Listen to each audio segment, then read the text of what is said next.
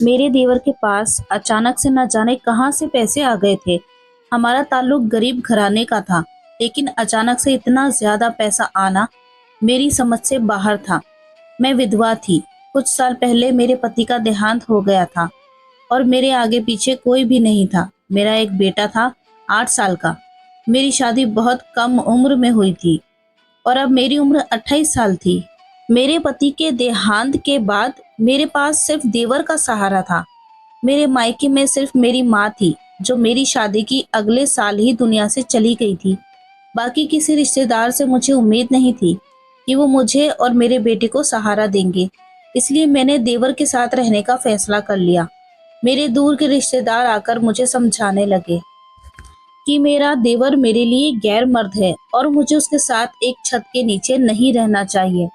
तो मैं उनसे कहती कि आप लोग मुझे अपने घर रख लें, लेकिन मेरी ये बात सुनकर वो सब खामोश हो जाते। आज के ज़माने में कोई किसी का बोझ नहीं उठाता, लेकिन मेरे देवर ने मुझसे वादा किया कि वो मेरा और मेरे बेटे का सहारा बनेगा। हमें सबने बहुत परेशान किया कि हमारा एक छत के नीचे रहना गलत है, लेकिन इसके बावजूद कोई मुझे साथ रखने को तैयार न था। मुझे समझ आ गई थी कि लोगों को सिर्फ बातें बनानी आती हैं। अगर लोगों को मेरी वाकई में इतनी परवाह होती तो वो मुझे सहारा देते, लेकिन उन सबको मेरी कोई फिक्र नहीं थी।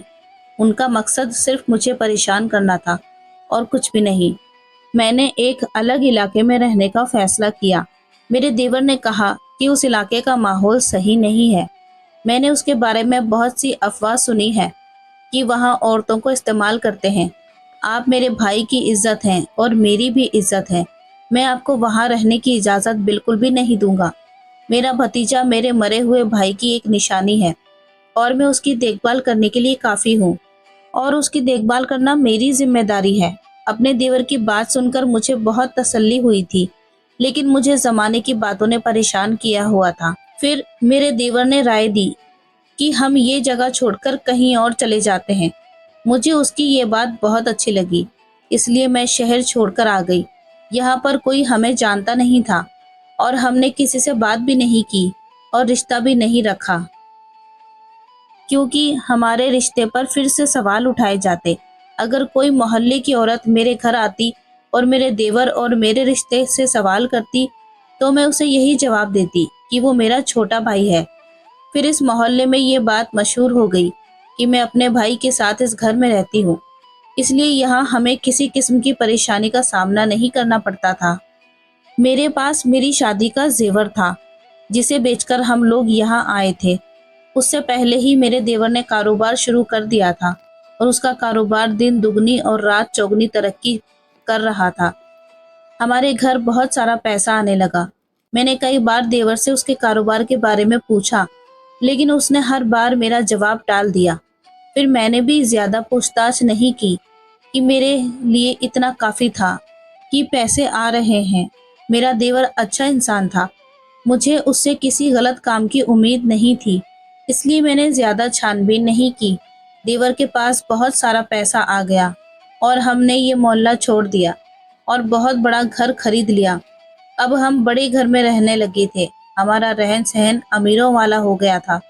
ज्यादा पैसे आने की वजह से सारे रिश्तेदार गरीब थे और वो बार बार हमारे घर आने लगे। मेरे देवर की शादी नहीं हुई थी और मेरे देवर का पैसा देखकर सबकी आंखें चमकने लगी और मैं उन सबकी आंखों में खटकने लगी।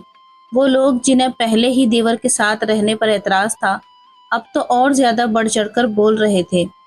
कुछ ने तो ये तक कह दिया कि देवर के साथ शादी कर लो वरना अलग रहो, तुम्हारा उसके साथ रहना सही नहीं है। सबकी बातों ने मेरा दिल दुखाया था। वाकई में मेरा उसके साथ रहना सही नहीं था, लेकिन उन्हीं लोगों से जब मैं कहती मुझे अपने साथ रख लो, तो वही लोग आंखें फेर लेते। बड़े घर में आने के बाद मैंने एक बूढ़ी नौकरानी रख ली थी, जो हर वक्त हमारे साथ रहती थी। यानी कि मैं घर में अब अकेली नहीं रहती थी। अमीर होने के बाद फिर देवर ने एक और काम शुरू कर दिया। वो हर महीने 50 लड़कियों की शादी करवाता। वो लड़कियां बहुत गरीब घराने से होती थी। फिर शादी करवाने के बाद इस कपल को हनीमून के बजाय तीर्थ यात्रा पर भेज देता और सारा खर्चा खुद उठाता। देवर की इस बात से मैं बहुत खुश थी। लेकिन अजीब बात ये थी कि जब भी लड़की तीर्थ के लिए जाती, वापस विधवा होकर आती। मुझे परेशानी होने लगी क्योंकि ऐसा हर लड़की के साथ होने लगा था। ये बातें सुनकर मेरा देवर भी परेशान हो गया था क्योंकि उसने ऊपर वाले के दर्शन के लिए ये जिम्मा उठाया था, गरीब लड़कियों की शादी करवाने और उन्हें तीर्थ यात्रा पर भेजने का। लेकिन ये अजीब किस्म की अनहोनी होने लगी थी। मेरे देवर ने कहा कि मैं इस बात का किसी लड़की को पता न चलने दूं कि जो भी लड़की शादी के बाद तीर्थ यात्रा पर जाती है वो विधवा होकर वापस आती है। मुझे देवर की बात बहुत अजीब लगी। मेरे हिसाब से तो लड़कियों को मालूम होना चाहिए था और तीर्थ यात्रा पर जाने से पहले, क्योंकि अजीब और गरीब किस्म का हादसा होता था जो हर लड़की के साथ हो रहा था जो कि तीर्थ यात्रा से वापस आ रही थी। मैंने अपने देवर को ये बात समझाने की कोशिश की कि लड़कियों को पहले इस बारे में मालूम होना चाहिए कि तीर्थ यात्रा से वापस आते वक्त उनके पति का देहांत हो जाता है। लेकिन मेरी इस बात पर जिंदगी में पहली बार मेरा देवर मुझ पर भड़क उठा। अचानक इस तरह के रवैये ने मुझे काफी ज्यादा परेशान कर दिया था। उसके इस रवैये पर मैं हैरान रह गई। मेरे देवर ने आज से पहले मुझसे इस अंदाज में कभी भी बात नहीं की थी, बल्कि वो मुझे अपने भाई की विधवा मानता था और उसी अंदाज से वो मुझे अपनी बड़ी बहन का दर्जा दिया करता था। लेकिन आज जिस तरह मेरे देवर ने मुझसे बात की, उसके इस रवैये पर मुझे अब तक यकीन नहीं आ रहा था। मेरा देवर मुझसे बदतमीजी करके जा चुका था, जबकि मैं ये सोच सोच कर परेशान हो रही थी कि आखिर मेरे देवर को क्या हुआ है। मैंने अपने बेटे को खाना खिलाया और उसे सुला दिया, जबकि खुद की नींद उड़ चुकी थी क्योंकि मेरे देवर का रवैया दिन ब दिन काफी ज्यादा अजीब होता जा रहा था। मैंने अपने देवर को हमेशा नरमी से बात करते हुए देखा था, लेकिन पिछले कुछ दिनों से मेरे देवर का जो रूप मेरे सामने आ रहा था वो किसी भी तरह से यकीन करने वाला नहीं था। अब तो मेरा देवर दिन ब दिन काफी ज्यादा बदतमीज होता जा रहा था। आज जब अचानक से उसने मेरे साथ इतनी बदतमीजी की तो मैं हैरान रह गई। मेरा देवर रात भर ना आया और मैं उसका इंतजार करती रही। कहीं ना कहीं अब मुझे इस बात पर शक होने लगा कि वो कोई गलत काम करता है, क्योंकि दिन ब दिन घर में इतना पैसा आना और अब जो हकीकत मुझे पता चली थी कि लड़कियों को तीर्थ यात्रा पर भेजना और उनके पति का देहांत हो जाना, तमाम सोच मेरे दिमाग में घूम रही थी। कड़ी से कड़ी मिलाने पर मुझे इस बात पर यकीन होने लगा कि जरूर कुछ दाल में काला है। उस रात वो घर वापस नहीं आया था। वो अगले 3 दिन से घर वापस नहीं आया। मुझे अब काफी परेशानी होने लगी थी कि आखिर मेरा देवर गया तो गया कहाँ, क्योंकि आज से पहले ऐसा कभी नहीं हुआ कि मेरा देवर 3 दिन तक घर वापस न आए। मैं इसी सिलसिले में सोच रही थी कि अचानक से कमरे का दरवाजा खुला। मैंने अपने कमरे से बाहर आकर देखा। मेरा 8 साल का बेटा अपने स्कूल गया हुआ था। तकरीबन दिन का वक्त था। दिन के इस वक्त मेरा देवर कभी भी मेरे कमरे में नहीं आता था, लेकिन आज इस हालत में मेरे कमरे में आया था। उसे देखकर मैं हैरान रह गई, क्योंकि मेरा देवर शराब के नशे में धुत था। मैंने आज तक अपने देवर को किसी गलत चीज को हाथ लगाते हुए भी नहीं देखा था। इसी वजह से ये मेरे लिए काफी बड़ा झटका था कि मेरा देवर शराब पीकर आया है। मेरे देवर के कदम लड़खड़ा रहे थे और वो मेरी तरफ बढ़ रहा था। मैं हैरान और परेशान थी, उसका एक एक अंदाज देख रही थी। जब वो अचानक ही मेरे पास आया और आते ही मेरे कदमों में गिर गया, मैं हैरान रह गई कि भला इसे अब क्या हो गया है। उसकी हालत काफी ज्यादा खराब थी। शायद उसने बहुत ज्यादा पी ली थी। वो होश में नहीं था। मेरे कदमों में गिरते हुए अचानक से फूट फूट कर रोने लगा। मैं हैरान परेशान रह गई कि वो रो क्यों रहा है। जब रोते रोते वही बेहोश हो गया, यानी दोपहर के इस वक्त मेरे कमरे में आकर बेहोश हो गया। और मैं अगर कोई इस तरह मेरे कमरे में देख लेता तो शायद मेरी इज्जत का जनाजा निकल जाता। इस वक्त घर में वो और मैं अकेले थे। जो नौकरानी मैंने रखी थी वो भी घर पर नहीं थी। मैं किस तरह उसे अपने कमरे से बाहर निकाल लूं? जो भी था, मुझे हर हाल में से अपने कमरे से बाहर निकालना ही था। मैंने जैसे तैसे करके उसे घसीटते हुए अपने कमरे से बाहर निकाला। वो अच्छा खासा मर्द था, मुझ जैसी कमज़ोर औरत से कैसे संभल पाता। जैसे तैसे करके मैंने उसे कमरे से बाहर तो पहुंचाया और उसे मैं फर्श पर लिटाकर अपने कमरे में आ गई। उस कमरे का दरवाज़ा मैंने पहले ही लॉक कर चुकी थी, जबकि मेरे बेटे के स्कूल से वापस आने का वक्त हो चुका था। अब मुझे अपने बेटे को लेने के लिए स्कूल जाना था। देवर के कमरे को मैंने ताला लगा दिया था ताकि ऐसी हालत में वो कहीं भी ना जा सके, और खुद मैं परेशान थी। अपने बेटे को स्कूल से लेने चली गई। बेटे को स्कूल से लेकर जब घर वापस आई तो मेरा देवर अभी तक कमरे में लॉक था। अपने बेटे को नहलाने के बाद मैंने उसे खाना खिलाया और वो ट्यूशन पढ़ने के लिए चला गया। उसके ट्यूशन जाते ही मैंने देवर का कमरे का ताला खोला तो देखा वो अब तक वैसे ही बेहोश पड़ा था। अब मुझे उसकी हालत पर हैरानी होने लगी थी, क्योंकि वो काफी वक्त से ऐसे ही बेहोश पड़ा था। शायद शराब का नशा बहुत ज्यादा था, जिसकी वजह से वो अपने होश में नहीं आ रहा था। मुझे समझ नहीं आया कि मैं क्या करूं कि जिससे वो होश में आ जाए। फिर अचानक से मुझे एक ख्याल आया और मैंने फौरन वही किया जो मेरे दिमाग में आया।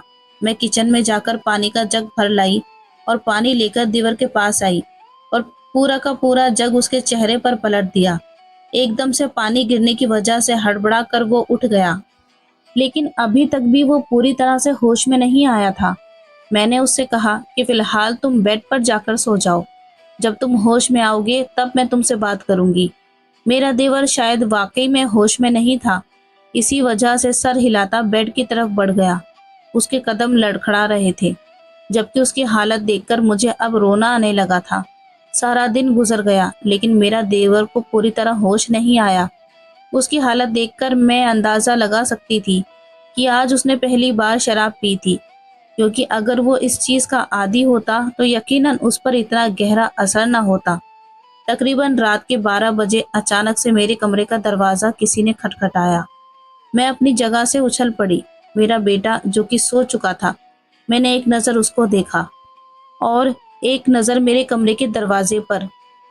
मुझे कहीं ना कहीं यकीन था कि दरवाजे पर मेरा देवर ही होगा, क्योंकि सारा दिन बीत चुका था। तो मुझे इस बात का यकीन था कि अब मेरे देवर का नशा उतर चुका होगा। अब हर हाल में मुझे उससे ये वजह जाननी थी कि आखिर में वो कर क्या रहा है। फिर धीरे से मैं उतरी और अपने बेटे का आराम का ख्याल करते हुए धीमे कदमों से दरवाजे की तरफ बढ़ी। आहिस्ता से मैंने दरवाजे की कुंडी खोलने के बाद मैं बाहर जाकर देखी तो मेरा देवर बाहर ही खड़ा था, लेकिन दोपहर के मामले में इस वक्त वो बेहद अलग हुलिये में था। उसकी नज़र झुकी हुई थी, बाल गीले थे। यकीनन वो शावर लेकर वहां पहुंचा था और उसकी झुकी नज़र इस बात का इकरार कर रही थी कि अपने किए पर वो शर्मिंदा है। लेकिन फिलहाल मुझे उसकी शर्मिंदगी की बिल्कुल ज़रूरत नहीं थी। मुझे इस बात को जानना था कि आज उसने इतना घटिया काम क्यों किया। तो क्यों किया? मैंने उससे पूछा, तुमने आज शराब पी थी? जबकि इस बात पर वो मेरी तरफ देखने लगा। उसकी आंखें सुर्ख हो रही थी। उसने धीरे से सर हिलाया। ये बात तो मैं पहले ही समझ चुकी थी कि वो शराब पीकर आया है। वो तो बस मैं उसके मुंह से सुनना चाहती थी। जैसे ही उसने सर हिलाया मुझे अब बहुत गुस्सा आने लगा। मैंने उससे पूछा, क्यों पी थी तुमने शराब? तो वो मुझे देखकर नजरें ना मिला पाया। शर्म के मारे नजर झुका गया। मैंने उससे दोबारा पूछा, तुमने शराब क्यों पी थी? मेरी बात सुनकर मेरा देवर अपना सर झुकाकर कहने लगा कि मैंने जानबूझकर शराब नहीं पी थी। वो तो मेरे दोस्तों ने मुझे ये कहकर पिला दी कि ये सिर्फ एक सादा सा शरबत है। मुझे नहीं पता था मेरे अमीर दोस्त मुझे कोई नशा और दवाई मिलाकर पिला देंगे। मुझे इस बात का बिल्कुल भी अंदाजा नहीं था। अगर मुझे जरा भी अंदाजा होता तो मैं वो जूस हरगिज न पीता। मुझे अपने देवर की इस बात पर यकीन आ गया था, क्योंकि ये बात तो मैं पहले दिन से ही जानती थी कि मेरा देवर बिल्कुल गलत इंसान नहीं है। बिल्कुल मेरे बच्चों की तरह था। पूरे साल तक मैंने उसे अपने बच्चों की तरह ही देखभाल की थी और वो भी मुझे अपनी बड़ी बहन का रुतबा देता था। मैंने उसे बड़ी बहन होने के नाते समझाया कि तुम अपने अमीर दोस्तों से दोस्ती खत्म कर दो, लेकिन मेरी ये बात सुनकर उसने अचानक से अपना सर उठाया और जिन नजरों से उसने मुझे देखा वो एक पल के लिए मुझे हैरान कर गया। और फिर जब वो बोला तो उसके अल्फाज मुझे हैरान कर गए। वो कहकर रुका नहीं, बल्कि अपनी बात पूरी करके वहां से चला गया था। जाते जाते ये भी कह गया कि अब मैं तकरीबन 1 हफ्ते तक घर नहीं आऊंगा, और 1 हफ्ते में उसे एक बहुत बड़ा प्रोजेक्ट मिला है जिसे उसे पूरा करना है। मैं उससे पूछना चाहती थी कि आखिर वो क्या काम करता है जिसकी वजह से उसके पास इतना पैसा आ रहा है, और ये कौन सा प्रोजेक्ट है जिसे उसे 1 हफ्ते के अंदर ही पूरा करना है। लेकिन मेरी बात सुनने से पहले ही अपनी बात कहकर वो वहां से जा चुका था। उसकी कही बातें मुझे परेशान कर रही थी, क्योंकि उसने कहा था कि उसके अमीर दोस्तों की वजह से ही तो उसके घर में इतनी दौलत आ रही है। उसके अमीर दोस्तों ने ही तो इसे ऐसे काम का बताया था जिसकी बदौलत वो चंद महीनों में इतना अमीर हो गया, और अब वो किसी भी कीमत पर इस काम को नहीं छोड़ सकता था, क्योंकि इस काम को अपनाना तो बहुत आसान है, लेकिन इस काम से बाहर निकलना बहुत मुश्किल। उसके अल्फाज अभी तक मेरे कानों में गूंज रहे थे। आज पूरा 3 दिन गुजर चुके थे, लेकिन मेरे देवर का कोई अता पता नहीं था। मुझे नहीं पता था कि मेरा देवर आखिर कहाँ गया और वो क्या काम कर रहा है जिसकी वजह से उसे चंद दिनों के लिए बाहर रहना पड़ेगा, और इतने कम दिनों में उसे इतने पैसे मिल रहे हैं। मैं हैरान परेशान थी, बस यही सोचती रही कि आखिर वो ऐसा कौन सा काम करता है, लेकिन जवाब ना मिला। ठीक है, 1 हफ्ते बाद जो मेरा देवर घर वापस आया, तो मैंने उससे पूछा कि आखिर वो 1 हफ्ते तक कहाँ था। तो उसने मुझे बताया कि वो 1 हफ्ते से दुबई में गया हुआ था। उसकी ये बात सुनकर मैं हैरान थी। उसने मुझे बताया ही नहीं था कि वो शहर से बाहर जा रहा है, और जिंदगी में ऐसा पहली बार हुआ था। वो मुल्क से बाहर गया था, लेकिन आज से पहले तो वो मुल्क में ही रहकर ही काम कर रहा था। अक्सर वो दूसरे शहर जाता रहता था और मुझे बताकर जाता था कि वो दूसरे शहर जा रहा है काम के सिलसिले में। लेकिन आज जो बात उसने मुझे बताई थी, वो मुझे हैरान करने वाली थी, क्योंकि दूसरे मुल्क जाना तो इतना आसान काम नहीं होता। मुझे नहीं पता था कि मेरा देवर 1 हफ्ता दुबई रहकर आया है, और जब पता चला तो उसकी ये बात सुनकर मुझे वाकई बहुत ज्यादा हैरत हुई। तो मैंने उससे पूछा कि आखिर 1 हफ्ते में दुबई में क्या कर रहे थे। मेरी बात सुनकर उसने एक बहुत ही खूबसूरत सा सोने का हार मेरे सामने किया, जिसे देखकर मेरी आंखें चमक गई, क्योंकि रात में इस वक्त खूबसूरत लाइट की रोशनी में वो सोने का हार चमक रहा था। उस हार को देखते ही उसकी कीमत का अंदाजा लगाया जा सकता था। शायद नहीं, यकीनन वो बहुत ही महंगा हार था। मैंने अपने देवर से पूछा कि वो ये कहाँ से लाया। तो उसने कहा कि दुबई के शेख ने उसे तोहफे के तौर पर दिया है। तो मुझे उसकी इस बात पर हैरत हुई। भला इतना महंगा तोहफा कोई बिना वजह क्यों देगा। मैंने उससे वजह पूछनी चाही, तो उसने कहा कि आप आम खाएं, गुठलियां मत गिने। ये हार मैं आपके लिए लाया हूँ, तो बेहतर है इसे मेरी तरफ से तोहफा समझकर रख लें। लेकिन मैंने अपने देवर से साफ इनकार कर दिया और आहिस्ता से कहा कि जब तक तुम मुझे ये नहीं बताओगे कि तुम क्या काम करते हो, तब तक मैं ये हार नहीं रखूंगी। जबकि मेरी इस धमकी पर मेरे देवर को परेशानी होने लगी, और वो हार लेकर वहां से चला गया। मुझे अब हकीकत जाननी ही थी, क्योंकि आज से पहले मेरे देवर ने कभी मेरा कोई हुक्म नहीं टाला था, और आज वो इस तरह वहां से चला गया था बगैर कोई जवाब दिए। वक्त आहिस्ता आहिस्ता गुजरता जा रहा था, और उसके सारे मामले को 1 साल गुजर चुका था। अब अक्सर ही मेरा देवर मुल्क से बाहर जाने लगा था, कभी दुबई तो कभी कहीं और। मैं जब भी पूछती, वो मुझे यही कहता कि आप परेशान ना हो, बस आपकी ज़रूरत की हर चीज़ आपको घर बैठे मिल जाएगी। एक दिन वो मुझे कह कर गया कि वो दुबई जा रहा है। मुझे कुछ न कुछ गलत लग रहा था। मुझे ऐसा लग रहा था जैसे वो दुबई नहीं बल्कि कहीं और जा रहा है। उसकी वजह से मैंने उससे जिद भी की, तो मैं विधवा हूँ और मुझे भी तीर्थ यात्रा पर भेज दो।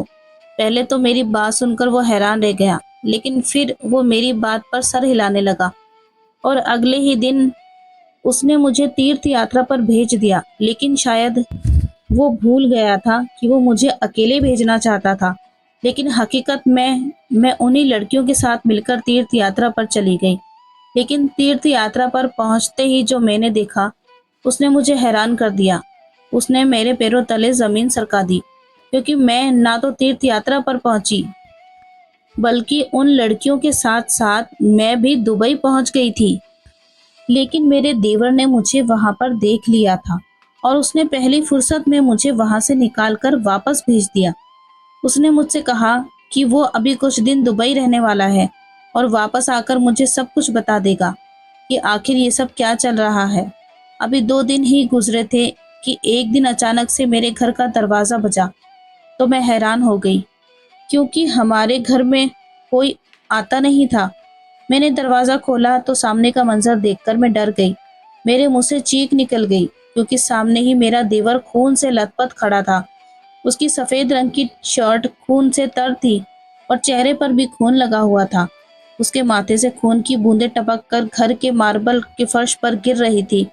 मैंने फौरन से जब पूरा दरवाज़ा खोला तो वो लड़खड़ा कर अंदर दाखिल हुआ। मैंने डॉक्टर को फ़ोन किया और चंद ही मिनटों में डॉक्टर घर पर मौजूद था।